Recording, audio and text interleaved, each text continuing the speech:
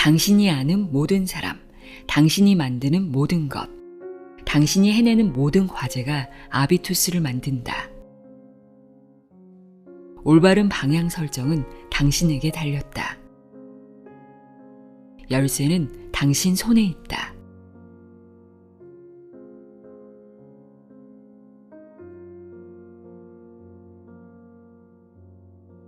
안녕하세요. 나의 소리집 갈피 소리내어 읽다입니다. 여기 두 사람이 있습니다. 한 사람은 성실함과 실용성을 중시하고 건강은 타고난 것이라고 여기고 문화생활은 사치라고 생각합니다. 비속어를 자주 쓰고 맞춤법도 종종 틀립니다. 다른 한 사람은 상상력과 도전을 중시하고 계획과 목표, 실행에 집중합니다. 꾸준한 건강관리의 중요성을 알고 있고 문화생활을 즐기며 정제된 언어와 정확한 맞춤법을 사용합니다. 이 두 사람의 살아가는 방식, 태도에 차이가 있다는 것을 알 수 있는데요. 오늘은 이 태도의 차이가 품격을 나누는 기준이 되며 이 차이를 만드는 것이 아비투스라고 이야기하고 있는 책을 소개합니다. 독일의 세계적인 컨설턴트 도리스 메르틴의 아비투스입니다. 아비투스는 프랑스의 철학자 부르디웨가 제시한 개념인데요. 사회 문화적 환경에 의해 결정되는 제2의 본성을 말합니다. 나와 타인을 구별짓는 취향이 될 수도 있고 습관이나 아우라라고도 할 수 있습니다. 이 책에서는 내가 속한 계층, 내가 만나는 사람, 내가 즐기는 취미, 내가 해내는 모든 과제가 나의 아비투스를 만든다고 합니다. 다시 말해 어떤 부모 밑에서 자랐는지, 어떤 교육을 받았는지, 어떤 경험을 했는지 등 사회화를 거치면서 만들어진 또 다른 본성이라고 할 수 있습니다. 저자는 20년 동안 다양한 계층의 수많은 사람을 만나면서 성공한 삶과 개인의 품격이 돈으로 결정되지 않는다는 것을 깨닫게 됩니다. 부, 성공, 건강, 인맥, 지식 등 원하는 것을 모두 이루며 사는 이들의 핵심 비밀이 바로 최고의 아비투스를 갖는 것임을 알게 됐다고 합니다. 저자는 인간의 품격을 결정하는 자본을 7가지로 설명하고 있는데요.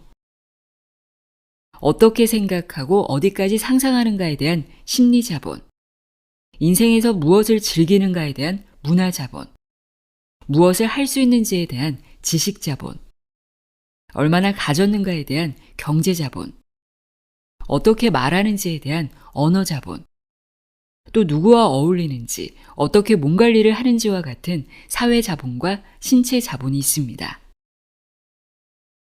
저자는 아비투스는 돌에 새겨지지 않았다고 말합니다. 변할 수 있다는 건데요. 그럼 제2의 본성이라고 하는 이 아비투스를 어떻게 바꿀 수 있는지 알아보도록 하겠습니다. 도리스 메르틴의 아비투스, 내용의 일부를 읽어드립니다. 귀 기울여 들어보세요.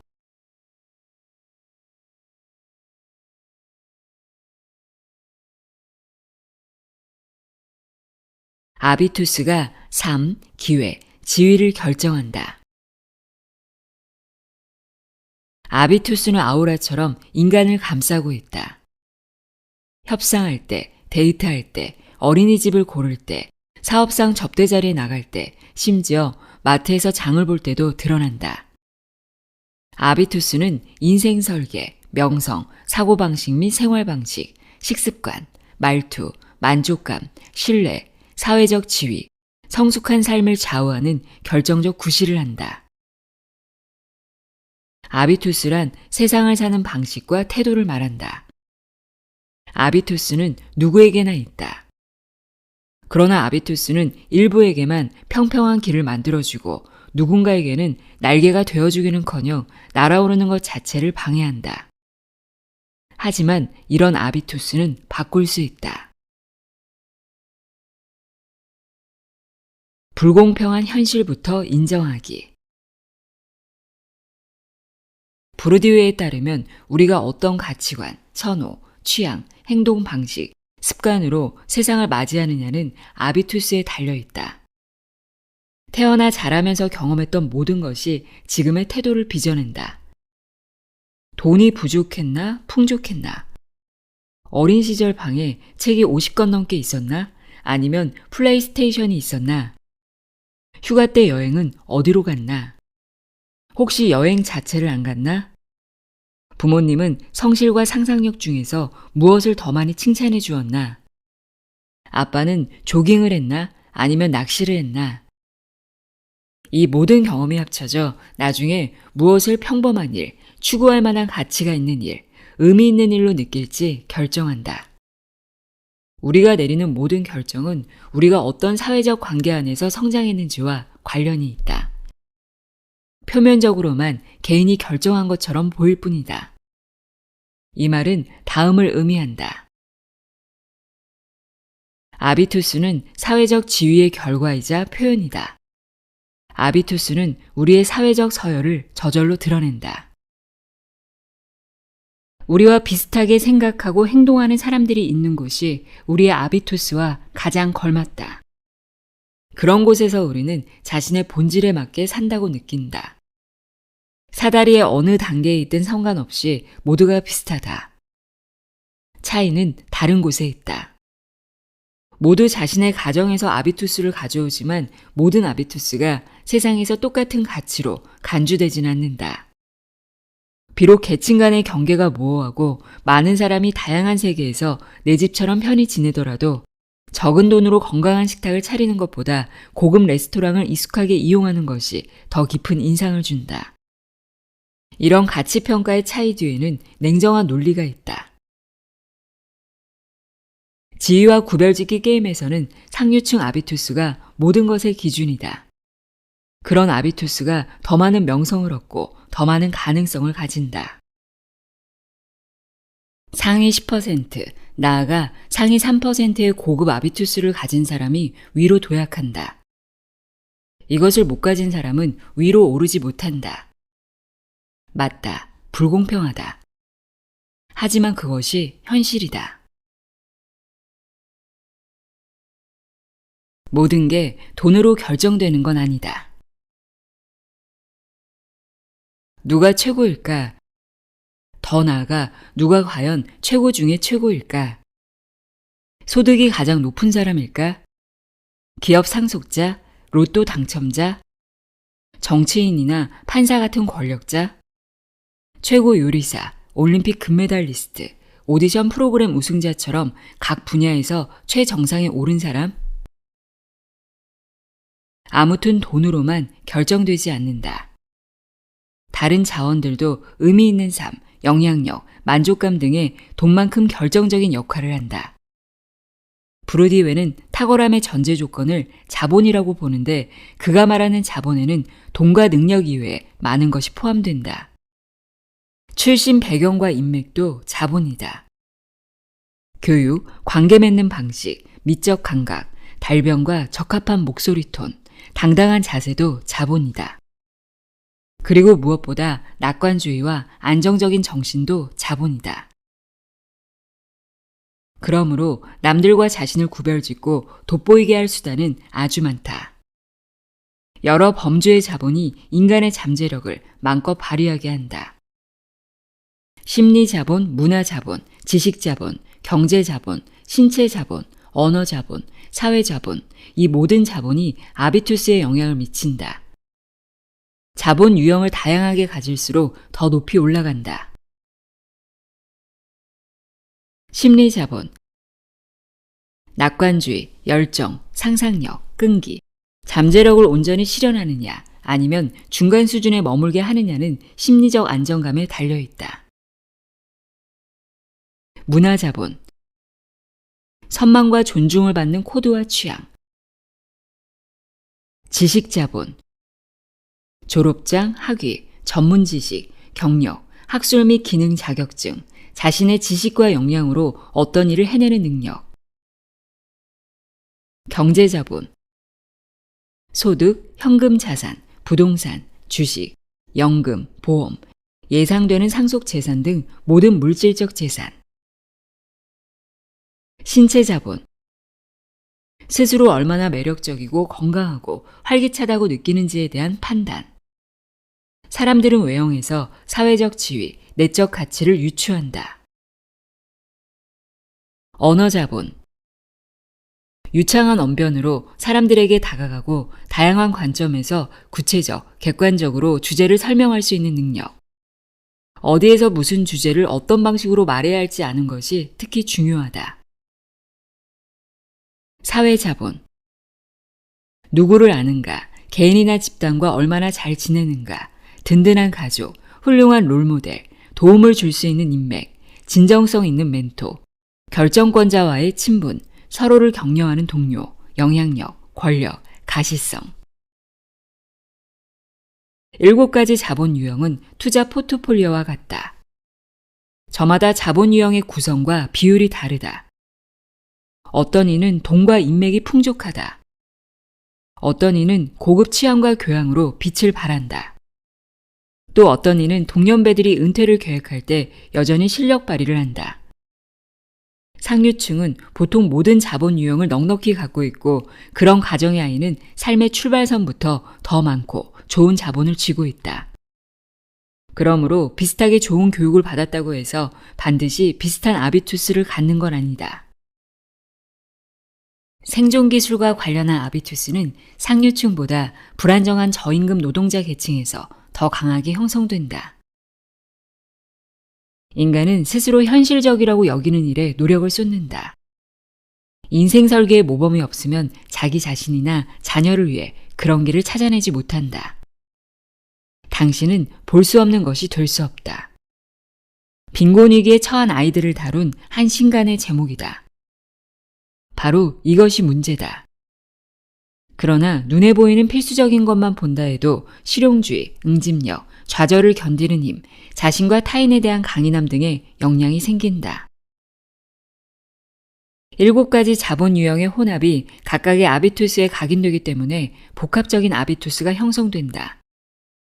예를 들어 몇몇 자본 유형은 아주 많은 반면 나머지 자본 유형이 부족한 경우가 생길 수 있다. 개별 자본 유형이 평균 이상으로 많아지면 그 범주에서 자신감과 특권이 생긴다. 그러나 기본적으로 7가지 범주 모두에서 탁월한 사람만이 부와 차별성 그리고 권력을 갖는다. 출신 배경에서 벗어날 수 있다. 아비투스를 굳어버린 습관으로 여기는 것은 짧은 생각이다. 당연히 우리의 성향과 편애는 삶의 경험과 함께 변한다. 인간은 상황에 맞춰 태도를 바꾼다. 모든 계층과 분야에서 사람들은 자신의 기회를 최대한 활용하고 새로운 환경에 적응하고 자신이 가진 것을 세상에 내놓는다. 이 과정에서 우리의 수준은 계속 올라간다. 브루디웨가 명확히 말한 것처럼 아비투스는 새로운 경험을 통해 끊임없이 변한다.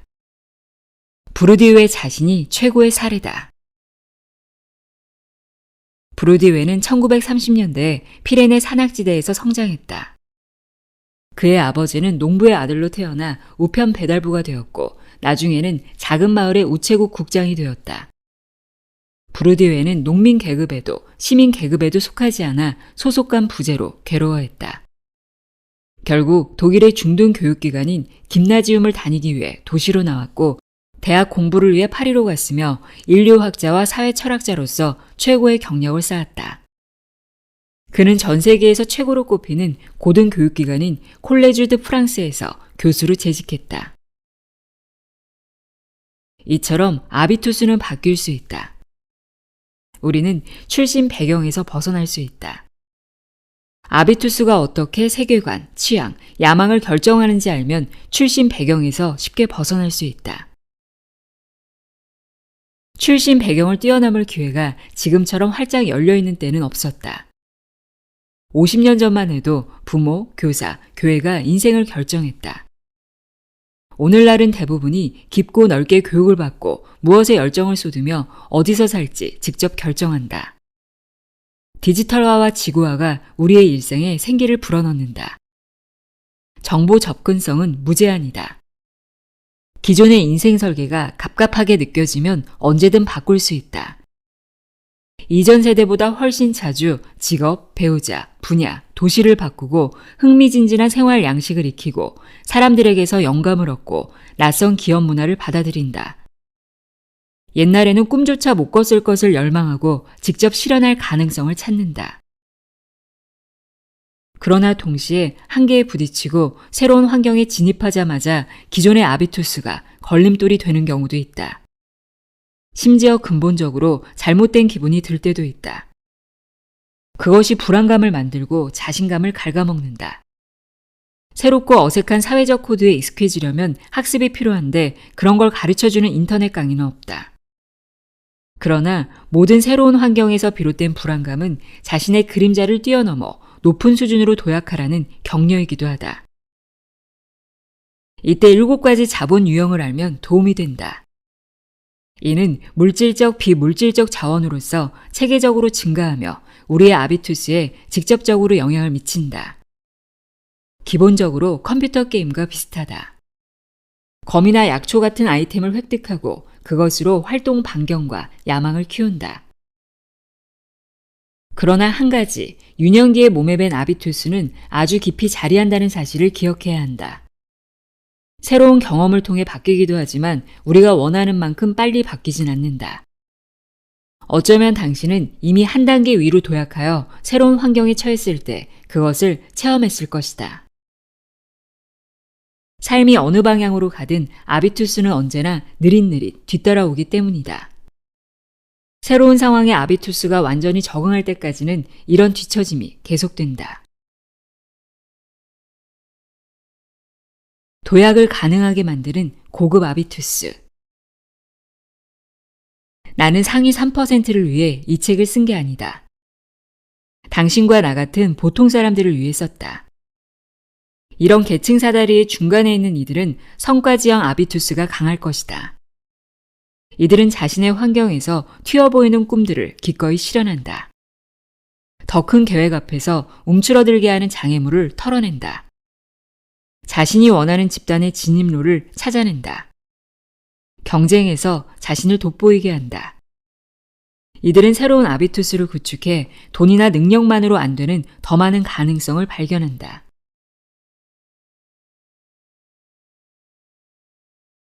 심리 자본. 어떻게 생각하고 어디까지 상상하는가? 누군가에 대해 그 사람은 급이 다르다 라고 말할 때 돈과 외모 혹은 출신 배경을 뜻하는 경우는 극히 드물다. 보통 급이란 그 인물의 마음의 크기, 즉 그릇을 가리킨다. 급은 성격과 태도로 확인된다. 예를 들어 불치병에 걸렸음에도 타인에게 관심을 갖고 기쁘게 살아가는 뇌종양 환자, 자신의 어리석은 잘못을 인정하고 자리에서 스스로 물러나는 정치인, 다른 모든 선수가 체념했더라도 마지막까지 최선을 다해 결국 결승골을 넣는 축구선수. 지금은 그 어느 때보다 출신의 영향을 받지 않고 급이 다른 삶을 살 수 있는 시기다. 모두가 자신의 심리 자본을 단련하고 낙관적 사고방식을 발달시키고 자아를 통제하며 역경을 견디는 연습을 할 수 있다. 회복 탄력성의 중요성. 최근에 알고이 지역 알프스를 등산할 때였다. 좁은 비탈길이 이어졌고 길은 미끄러웠다. 어떤 남성과 그의 두 딸이 빠른 속도로 나를 추월했다. 그런데 앞서 걷던 어린 딸이 갑자기 미끄러졌고 가느다란 나무줄기를 가까스로 붙잡았다. 아이 옆은 암벽이었는데 실제로 위험하진 않았지만 매우 가팔랐다. 아이의 입이 울 것처럼 실룩거렸다. 걱정 마. 아버지가 말한다. 다치진 않았니? 아이가 끄덕이자 아버지가 손을 내민다. 잘했어, 릴리. 가자. 15분만 더 가면 오두막이야. 1분 뒤에 셋은 모퉁이를 돌아 사라졌다. 어쩌면 당신은 아버지의 반응이 너무 차갑다고 느꼈을지도 모른다. 잠깐 쉬면서 딸의 마음을 달래줘야 하지 않을까? 안아주며 위로해주고 초코바를 꺼내주거나 아니면 등산을 중단하거나. 하지만 아버지는 아무 일 없었던 것처럼 계속 산을 올랐다. 사실 아무 일도 없었던 게 맞다. 딸들은 아버지의 이런 반응에서 미끄러지는 것은 대수롭지 않은 일이며 비극적일 필요가 없다는 사실을 배운다. 오두막에 도착할 때쯤이면 짧은 놀람은 벌써 잊힐 것이다. 그러나 아버지가 보여준 태어남은 아비투스에 각인되고 이는 미래의 크고 작은 위기에 딸들이 어떻게 대처하느냐에 다시 영향을 미친다. 넘어졌으면 다시 일어나서 숨을 크게 쉬고 계속 가던 길을 가면 된다. 영국의 상류층, 미국의 동해안 부유층, 혹은 독일의 프로이센 귀족 모두 어느 정도의 엄격함을 양육 원칙의 일부로 삼는다. 엘리트 자녀들은 엘리트 기숙학교의 추운 저택에서 단련을 받는다. 엘리트 교육은 전문 지식으로만 이루어지지 않는다. 스포츠 정신, 자제력, 탄력성, 수용력 같은 성격 강화가 전문 지식 습득보다 더 중요하다. 미래의 엘리트들은 비가 오나 바람이 부나 운동을 하고 엄격한 규칙을 따르고 스파르타식 생활을 하며 어려운 고대 그리스어와 라틴어를 배우고 역경을 견디고 인내하는 법을 익힌다. 고된 학교 생활은 저항력을 키우고 재산, 저택, 회사를 잃었을 때 이겨내는 아비투스를 형성한다. 회복 탄력성은 훈련으로 키울 수 있다. 어려운 상황에 놓일 때마다 우리는 회복 탄력성을 훈련하는 소중한 기회를 갖는다. 극심한 정체, 슬럼프, 12번째 거절, 우리는 이런 역경에서 많은 것을 훈련할 수 있다. 감정 폭발을 억제하는 법, 피할 수 없는 일을 받아들이는 법, 불행 중 다행을 인식하는 법, 도움을 받아들이고 해결책과 대안을 찾는 법. 독일 전 총리 헬무트 슈미트가 말했다. 위기 때 성품이 드러난다. 한 슈퍼리치 기업가가 좀 더 직설적으로 같은 말을 전한다. 큰 돈을 벌고 파티를 여는 건 아무나 할 수 있다. 그러나 일이 잘못되었을 때, 자, 여러분, 속상하지만 일단 식사를 하며 앞으로 어떻게 할지 이야기해 봅시다. 라고 말하는 편이 훨씬 멋지다. 독일의 심리학자 안드레 우츠는 실패 경험 후의 행동력을 성공한 사람들의 가장 중요한 특징으로 봤다. 아직 성공하지 못한 사람은 역경이 닥치면 괴로워하고 심지어 원망하는 반면 행동력 높은 사람은 주저하지 않고 재빨리 새로운 목표를 향해 나아간다. 그들은 그런 정신력을 요정으로부터 탄생 선물로 받은 게 아니다. 그들은 위기 때 그냥 머리를 물 밖으로 내놓고 버틴다. 플랜 A가 실패하면 당황할 필요 없다. 플랜 B, 플랜 C, 알파벳은 아직 25개나 더 있다. 라는 사실을 깨달았기 때문이다. 신체 근육과 마찬가지로 내적 저항력도 체계적으로 단련한 덕분에 그들은 어려운 상황에서 다른 사람보다 더 위험 있게 대처한다. 어려움을 극복하는 법은 어렸을 때 배우는 게 가장 좋다. 안정적인 가정의 자녀들은 양육 과정에서부터 유리하다. 친구들과 종종 다툼이 있고 학교 성적이 완벽하지 않더라도 직접 경험하고 스스로 문제를 해결해보는 기회를 얻는다. 거절 견디기, 실수 해결하기는 유쾌한 일이 아니다. 그러나 한계에 부딪히거나 일을 엉망으로 망쳤더라도 스스로 돕는 법을 배우면 재앙으로부터 안전하다. 그러므로 아이들에게는 사사건건 간섭하는 헬리콥터 부모 대신 고난을 견디고 그 속에서 최고의 결과를 만들어내는 여유로운 동행자가 필요하다. 어려움을 이겨내는 능력이 없으면 예상되는 위험을 감수하지 못한다. 그러나 위험을 감수하지 않으면 큰 성공은 기대할 수 없다. 캐나다 아이스하키계의 전설인 웨인 그레츠키는 이런 말을 남겼다. 쏘지 않으면 명중 확률은 0%다. 긴장을 드러내지 말고 불평하지 마라. 백만장자들은 뚜렷한 우월감을 가지고 성공 확신이 아주 크다. 좋은 인간관계와 재정적 완충장치가 실험 기회를 높이고 충격을 흡수한다. 그들은 실패하더라도 언제나 해결책이 있다는 것을 경험적으로 한다. 하지만 금수저를 입에 물고 태어나지 않았더라도 상류층의 심리 자본을 가짐으로써 성장할 수 있다. 무엇을 주의해야 하는지만 알면 된다. 1. 긴장한 모습을 절대 보이지 마라. 지위가 높은 사람은 감정을 겉으로 드러내지 않는다. 두려움, 거부감을 감추는 것이 그들의 구별짓기다. 항상 격식을 지킴으로써 인간관계를 보호하고 자신을 긍정적으로 돋보이게 한다. 모든 상황에 평정심을 유지하는 법을 연습하면 좋다. 자신의 역할을 생각하고 감탄이나 짜증의 표현을 억제하고 무례에 동요하지 말고 표정과 몸짓 언어를 통제하라. 침착한 태도는 지속적인 훈련이 필요하다. 그래야 스트레스 상황에서 고쳤던 버릇이 다시 튀어나올 위험을 막을 수 있다. 2. 설명하지 말고 불평하지 마라. 아주 힘들겠지만 좌절을 멀리하라. 비난에 흔들리지 마라. 어깨를 늘어뜨리지 않는 것이 엘리트 아비투스다. 실패는 다음의 성공을 위해 존재한다. 스티브 잡스는 모범적으로 이 격언에 충실했다. 그는 자신이 고용했던 사람에게 해고당했다. 하지만 그는 패배를 걷어내고 애플을 종교에 가까운 브랜드로 키웠으며 아이폰과 아이패드로 수백만 명의 삶을 바꿔놓았다. 3. 부자들은 새로운 경험에 훨씬 더 개방적이고 호기심이 많고 관용적이다. 부자들을 연구하는 작가 토마스 콜리가 이를 보여준다. 그는 부자와 가난한 사람의 독서 습관을 5년에 걸쳐 조사했다. 콜리는 자산이 36억 원 이상인 사람을 부자로 정의했다.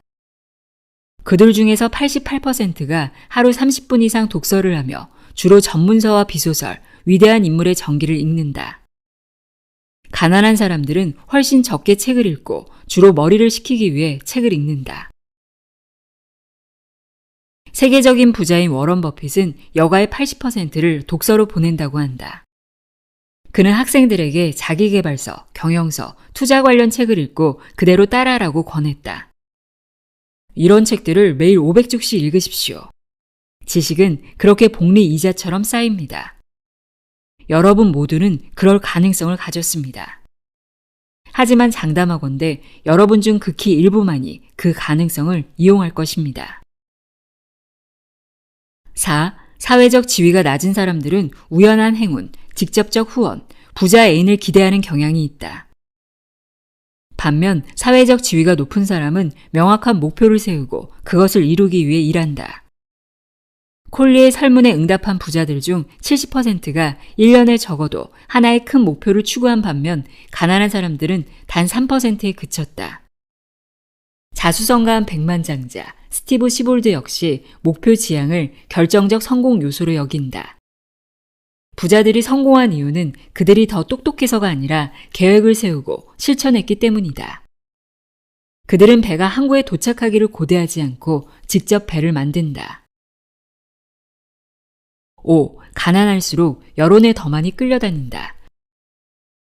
부자일수록 사고와 행동이 더 유연하다. 미국의 심리학자 니콜 스티븐스가 이 차이를 연구했다. 연구에 따르면 고졸자는 이웃과 같은 차를 사려 하고 대졸자는 그렇지 않은 경향을 보인다. 이런 태도는 큰 결정에서도 이어진다. 부자들은 일부러 주류에서 물러나 있다. 그들은 트렌드를 따르지 않는다. 직접 트렌드를 만든다. 6. 최고의 직업뿐 아니라 직업학교도 기업가 정신을 요구한다. 직원들도 기업가처럼 생각해야 한다. 자신의 부서를 초월해 기업 전체를 봐야 한다. 비록 자신의 업무가 아니더라도 생산 비용을 염두에 두고 시장과 트렌드, 그리고 경쟁사를 조사하고 고객의 요구를 확인해야 한다. 7. 계속 자신을 개발하라. 경제 자본. 얼마나 가졌는가. 아무튼 돈이 없으면 불행하다. 돈이 행복을 만들지 않는다.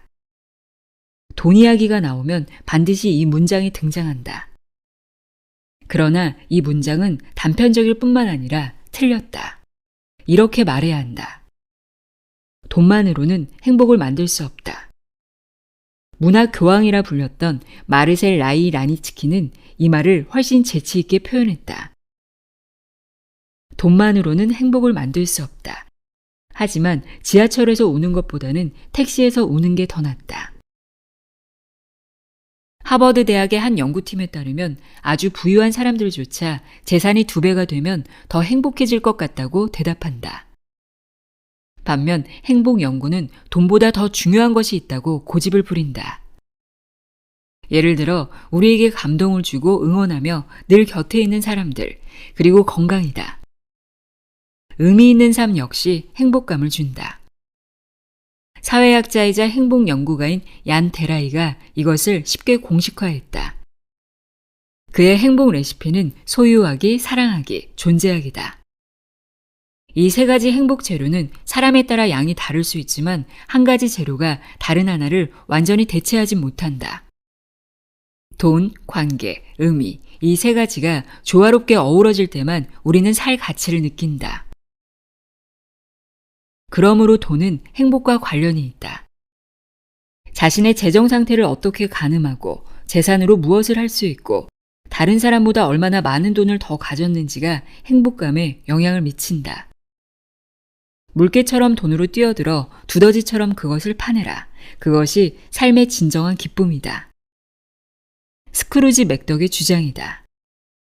그러나 행복과 돈의 관계는 이렇게 원시적이지 않다. 잘 알려졌듯이 세상에서 가장 부자인 이 오리는 죽을 때까지 가난한 부자의 아비투스로 살았다.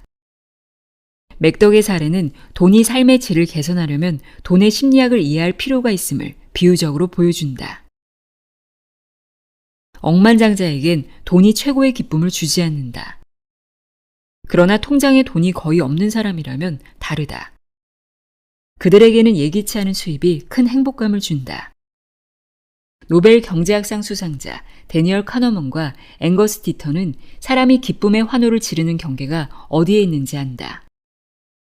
평균 소득보다 약 10% 높은 수준까지의 월급이 오를 때마다 안도감이 생긴다. 물질적 안정감이 커지고 스트레스가 사라지고 일상의 소소한 기쁨을 누릴 수 있고 매년 여행을 다니고 이웃과 비교해도 뒤처지지 않는다. 당연히 재산 증식의 기쁨이 크다.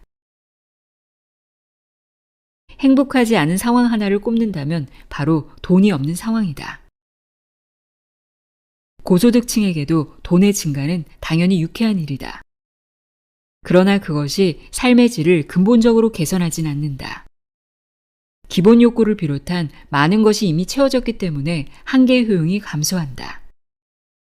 슈퍼리치뿐만 아니라 평범한 부자들도 이 느낌을 알기 때문에 어느 시점부터는 심지어 돈의 기쁨을 반감시키기도 한다. 쉽게 얻은 것은 가치도 낮기 때문이다.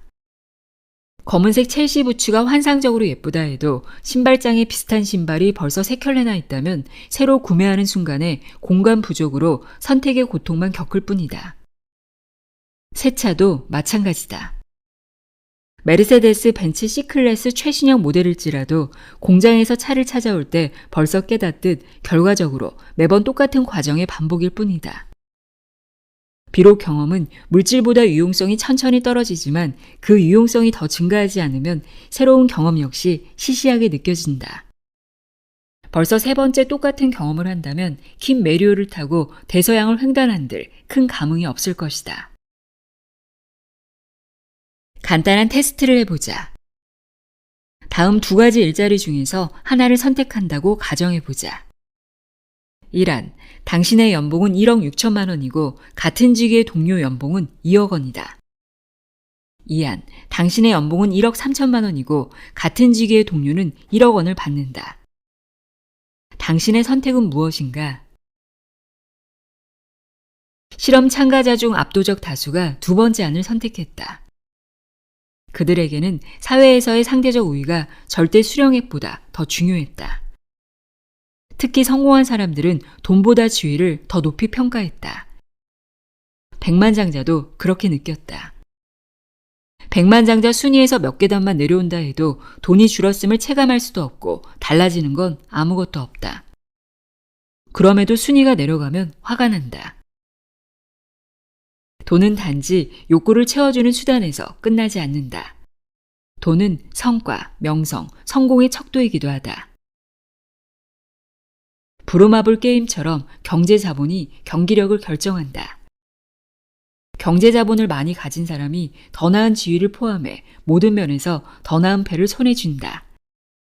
가난한 사람은 주로 생계 유지에 돈을 쓰지만 부유한 사람은 교육, 미용, 휴식, 건강, 권리, 편의에 투자한다. 즉, 미용사와 명품이 외모를 세련되게 꾸며주며 비싼 변호사가 짜증스러운 이웃을 막아준다. 마크 저커버그와 같은 슈퍼리치들은 사생활 보호를 위해 집 주변의 땅을 모조리 사버린다. 엘리트 졸업장도 돈으로 살 수 있다. 돈을 다루는 방식이 품격을 결정한다. 돈은 좋다. 오래된 돈은 더 좋다. 대를 이은 부자들은 재산만 물려받는 게 아니기 때문이다. 그들은 돈을 투자하고 운용하는 방법을 저절로 배운다. 직장 생활을 시작해 서서히 소득을 늘려가는 사람은 주니어 컨설턴트, 시니어 컨설턴트, 파트너로 승진하면서 자연스럽게 더 고급스러운 라이프 스타일을 누린다. 상위 10%의 약 4분의 3이 적어도 50세이고 그들 중 40%가 벌써 퇴직 생활을 한다. 다시 말해 그들에겐 돈에 익숙해질 시간이 많이 남아있다. 그들은 큰 돈을 안정적으로 잘 다룬다. 하지만 행운이나 우연, 이상한 방식으로 벼락부자가 된 사람은 갑자기 많아진 돈을 다루기가 훨씬 힘들다. 이때 그들의 전형적인 패턴이 나타난다. 금시계, 화려한 파티, 고급 세단, 명품 옷. 최고급 리무진, 수영장 딸린 저택, 휴양지의 여름 별장을 가졌음에도 최정상 리그에 있는 것이 어쩐지 불편하다. 콘서트홀을 통째로 살 수는 있어도 수준 높은 음악에 대한 지식 소양은 돈으로 살 수 없다. 아비투스가 재정적 성장보다 걸음이 느리기 때문이다. 그래도 둘의 수준을 맞추는 건 오랜 시간이 걸리겠지만 불가능하진 않다. 미국 심리학자 스티븐 골드바트는 예기치 않은 금전적 행운이 낳은 심리적 결과를 벼락부자 증후군이란 단어로 요약한다. 갑자기 많은 돈이 생긴 사람이 옛날 관계를 쉽게 잃어버리는 현상을 뜻한다. 벼락부자들은 과하게 소비를 하거나 심하게 인색해지기 쉽다. 또한 옛날 친구들로부터 소외되고 새롭게 속하게 된 부자 그룹에서도 겉돌아 사회적으로 고립된 기분을 느낀다. 처음에는 다 어렵기 마련이다. 부유함도 학습이 필요하다. 펜디 가방, 페라리, 별장은 마음만 먹으면 살 수 있지만 멋진 상품이 엘리트의 삶을 보장하진 않는다. 오래된 돈은 새로운 돈보다 점점 더 미묘하게 존재감을 드러낸다. 드라마에서 보는 것과 달리 상류층 대다수는 자신의 부를 조용히 누린다. 장인의 손길이 느껴지는 고품질 명품을 높이 평가한다. 불을 교회 종처럼 꼭대기에 달아 크게 울리지 않는다. 조금만 싼 티가 나거나 특히 방금 산 것처럼 새 것이면 금세 정체가 탄로난다. 너무 티를 내는 사람은 아직 게임 규칙을 이해하지 못한 것이다. 부자로 인정받으려면 그에 맞는 품격을 갖춰야 한다. 재산 총액보다 그걸 다루는 방식이 훨씬 중요하다. 얼마나 넓고 깊은 안목으로 자산을 투자하고 격에 맞게 소비하느냐가 중요하다. 모두가 이 두 가지를 갖춘 건 아니다. 전문가의 조사에 따르면 로또 당첨자의 80%는 2년 뒤면 원점으로 돌아가거나 심지어 더 가난해진다. 수학자 크리스티안 프리츠는 성공의 길은 과정이지 이벤트가 아니다 라는 문장으로 이 현상을 깔끔하게 설명했다. 돈은 명품 가방이 아닌 자유를 선사한다. 나는 어렸을 때 돈이 인생에서 가장 중요하다고 믿었다. 나이가 든 지금 나는 내가 옳았음을 안다. 오스카 와일드의 명언은 냉소적이지만 언제나 전곡을 찌른다. 물론 돈이 전부는 아니다. 하지만 돈으로 아주 많은 것을 해결할 수 있다. 까르띠에 시계나 베브 클리코 샴페인 얘기가 아니다. 소득과 자산은 소비 그 너머까지 효력을 미친다. 하지만 돈의 이런 효력이 좋은 것만은 아니다. 비교적 최근에야 심리학은 돈과 지위가 사회 심리학적으로 어떤 영향을 미치는지 연구한다. 연구 결과에 따르면 재정적으로 풍족한 사람은 가난한 사람보다 덜 신중하게 생각하고 연민을 덜 느끼며 교통법규를 더 많이 어기고 탈세 같은 범죄를 더 사소하게 여기는 경향이 있다. UC 버클리의 실험실에서 대학생 2명이 브루마블 게임을 한다. 일반적인 브루마블 규칙을 따르지 않고 의도적으로 불평등한 상황을 만들었다. A는 게임을 시작하기 전에 자본금 200만 원을 받고 한 바퀴를 돌면 상금으로 20만 원을 받는다. 반면 B는 모든 상황에서 A의 절반만 받는다. 게다가 A는 주사위를 B보다 2배 더 많이 던질 수 있다. 연구팀은 A의 반응을 관찰했다. A는 처음에 이런 불공정한 상황을 눈에 띄게 당혹스러워했다. 그러나 게임이 길어질수록 점점 위압적인 태도를 취했다. 그는 B의 시선을 피한 채 부지를 모으고 집을 짓고 임대료를 받아 부자가 되었다. 점점 더 넓게 게임 테이블을 차지하는 자세를 취하고 자신의 캐릭터로 보드 위를 활보했다. 그는 표정 하나 바뀌지 않고 패자의 돈을 쓸어 담았다. 심리학자 폴 피프의 실험이 보여주듯 사람들은 가상게임에서 게임 머니만 넉넉해져도 금세 태도가 바뀐다. 실생활에서는 오죽하겠는가. 사회 경제적 지위가 높은 사람은 금세 자신의 특권을 당연하게 여긴다. 실험에 따르면 그들은 게임 규칙을 마음대로 바꾸고 다른 사람을 위해 준비한 과자를 더 많이 챙겼으며 상대방에게 중요한 정보를 숨기고 상금이 걸렸을 땐 거리낌 없이 거짓말을 했다. 특별히 나쁜 의도가 있거나 나쁜 사람이라서 이런 태도를 보이는 게 아니다. 특권적 상황이 관점을 바꿔놓는다. 여기서 확인할 수 있듯 연구 목적으로 잠시만 부자 역할을 맡아도 부자 아비투스가 등장한다. 돈이 많아지면 마치 스위치가 켜진 것처럼 자기 중심적으로 변한다. 역으로도 비슷한 효과가 나타난다. 상대적으로 적은 돈을 가지면 협력 태도가 강해진다. 이 연구팀은 이런 변화된 태도를 단순한 유용성 계산으로 보았다. 돈이 넉넉한 사람들은 타인의 선의에 덜 의존한다. 그들은 다른 사람에게 친절하게 대하는 것에 별로 관심이 없다. 말하자면 재산의 차이가 다른 아비투스 형식을 불러낸다. 가난한 사람들은 연대해야 삶을 더 잘 꾸려나갈 수 있다. 반면 부자들은 타인의 의견에 개의치 않는다. 그들은 뜻대로 목표를 추구할 수 있고 불이익을 두려워하지 않고 기득권을 안전하게 지킨다. 부자들이 가장 중요하게 생각하는 돈의 장점이 바로 이런 자유다. 사회학자 라이너 치텔만이 이것을 발견했다. 그는 슈퍼리츠의 심리학을 쓰기 위해 억만장자 45명에게 물었다. 돈은 당신에게 무엇을 의미합니까? 응답자들은 다음 3가지를 꼽았다. 독립성, 아이디어 실현 가능성, 안전. 자기 확신이나 물질 소비는 순위에 한참 뒤에 있었다. 부자들이 구매력보다 자기 결정권을 더 중시하는 까닭을 빌 게이츠가 간단히 설명한다. 나는 사람들이 수십억 자산을 원하는 걸 이해할 수 있다. 거기에 실체적 자유가 있기 때문이다. 그러나 확언하건대 그 이상을 가지더라도 햄버거는 다 똑같은 햄버거다. 이 슈퍼리츠의 발언은 일부러 꾸밀 말일 가능성이 있다. 천박한 물질보다 비물질적 가치를 높이 보는 것이 당연히 더 멋져 보인다.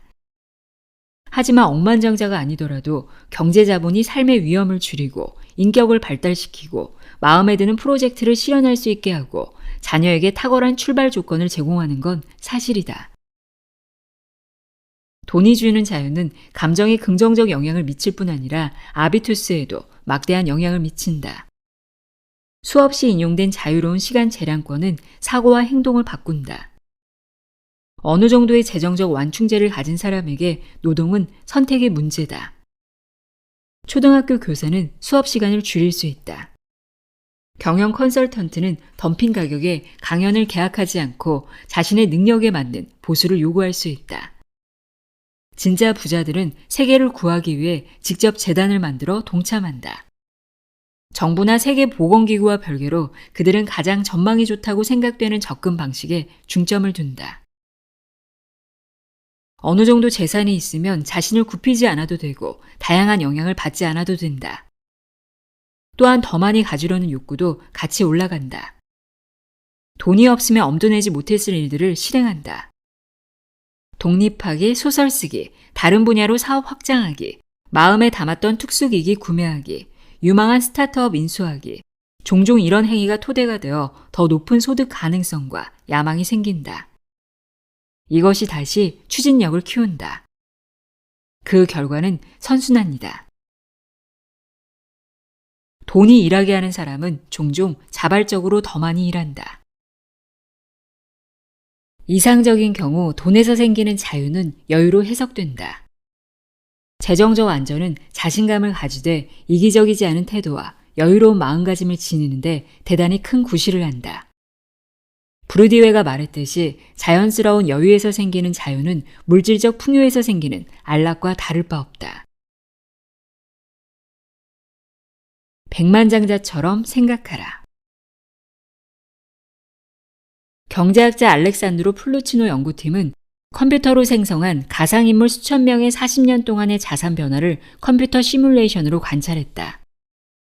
각 아바타는 지성, 능력, 성실성이 각각 다르지만 경제 자본은 정확히 똑같았다. 그 외의 조건들은 운명에 맡겼다. 말하자면 아바타들은 무작위로 조종되어 행복한 상황에 다양하게 노출되었다. 시뮬레이션 결과 아바타들의 자산이 현실과 비슷하게 불평등해졌다. 약 20%의 아바타들이 전체 자산의 80%를 소유했고 고소득자 대부분의 능력은 그저 평균에 가까웠다. 시뮬레이션을 여러 번 반복해도 결과는 비슷했다. 플루치노는 다음과 같은 결론을 내렸다. 행운과 우연은 과소평가되지만 실제로 개인의 성공에 많은 영향을 미친다. 컴퓨터 시뮬레이션에 따르면 행운 없이는 막대한 경제 자본을 얻을 수 없다. 물론 지성, 노력, 능력도 없어서는 안 되는 요소다. 뒤에서 밀어주는 순풍이 필요하다. 그러나 돛을 펼쳐야 순풍의 도움을 받을 수 있다. 현실에 적용해보자. 평균 소득자라도 평생을 보면 거액을 만진다. 그것으로 뭔가를 할 수 있다. 부자 순위에 오르기에는 넉넉지 않을 테지만 그 안에 여유 자금이 있다. 부자를 더 부자로 만드는 열쇠는 모두에게 있다. 그것에 익숙해지기만 하면 된다. 열쇠 1. 백만장자처럼 생각하라.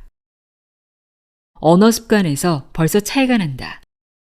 평균 소득자는 월급을 따지고 고소득자는 연봉을 계산하며 초고소득자는 5년치 계약과 퇴직금 및 연금 이외에 거기서 발생하는 소득을 생각한다. 그 결과 부유한 사람은 거시적 차원에서 계산하고 큰 그림을 보며 하루 이상 숙고한 뒤에 재정적 결정을 내린다. 평균 소득자는 자신의 가능성을 실제보다 많이 낮춰 말하고 수십억에 달하는 자신의 평생 소득을 미시적으로 움직여 더 적은 투자 금액을 모은다는 사실을 쉽게 놓친다. 가장 많이 가지지 않았더라도 당신이 얼마나 많이 가졌는지를 의식하라. 열쇠 2. 돈의 가치를 인정하라. 많은 사람이 부자가 되고 싶으면서 부자를 높이 보지 않는다. 돈은 물론이고 돈을 가진 사람도 나쁘게 본다. 물론 돈이 사람을 망치는 일이 흔한 것도 사실이지만 부자들은 돈과 건설적 관계를 맺는다. 그들은 돈을 호혜적 관계에 있는 동맹국으로 이해하고 계획을 세우고 문제를 해결하고 느긋하게 미래를 본다. 이것만으로도 돈은 존중받을 가치가 충분하다. 상류층은 다른 사람의 성공을 더 많이 인정하고 거기서 영감과 에너지를 받아 프로젝트를 실행한다. 부는 머리에서 시작된다. 자신의 경제 자본을 늘리고 싶은 사람은 돈을 멸시해선 안 된다. 열쇠 3. 구매 유혹을 이겨내라. 소비의 유혹은 곳곳에 숨어 있다. 특히 20, 30대가 취약하다. 미국의 경우 그들은 외식과 배달 음식에 앞선 세대보다 평균 월 6만 원을 더 소비한다. 돈으로 순간적인 기쁨을 사는 것보다 가족이나 친구 혹은 자신을 위한 시간을 씀으로써 기쁨을 얻는 것이 더 나은 습관이다. 종종 스마트폰 없이 지내기, 맨발로 걷기, 즉흥적으로 커피 한 잔의 여유 즐기기, 친구들에게 아무 연락이 없더라도 자주 외출하기. 삶을 주의 깊게 구성할수록 위로 소비가 덜 필요하다. 열쇠 4. 재정적으로 안전한 길을 걸어라. 소득의 일부가 매달 초 적금 계좌로 이체되도록 설정하라. 수입의 10%든 20%든 적은 금액이라도 시작하는데 의미가 있다. 중요한 것은 그 돈이 여행을 가거나 새 가방을 사는데 새어나가지 않는 것이다. 이자 수익과 주식 배당금은 모두 투자금이 되어야 한다. 월급이 인상될 때마다 인상액의 50%를 자동으로 주식이나 펀드에 투자한다면 당신의 경제 자본은 더 빨리 증가한다. 열쇠 5. 돈 관리를 프로젝트로 여겨라. 부자는 돈에 대해 더 많이 안다. 그들은 자산 관리에 더 많은 신경을 쓰고 더 많은 조언을 찾고 기회와 분야와 시장을 연구한다.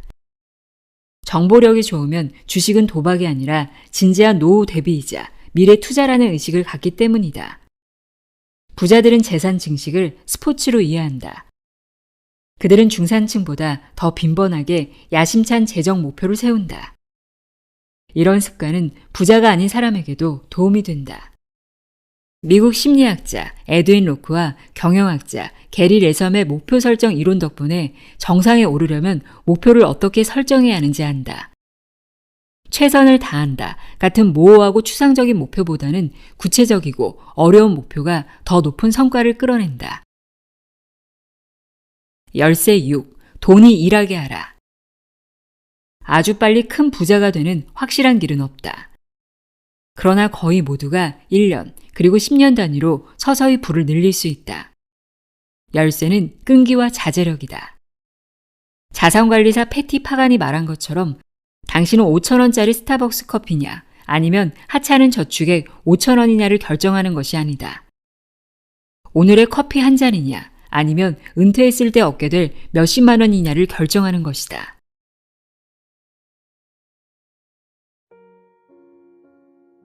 도리스 메리튼의 아비투스 읽어드렸습니다.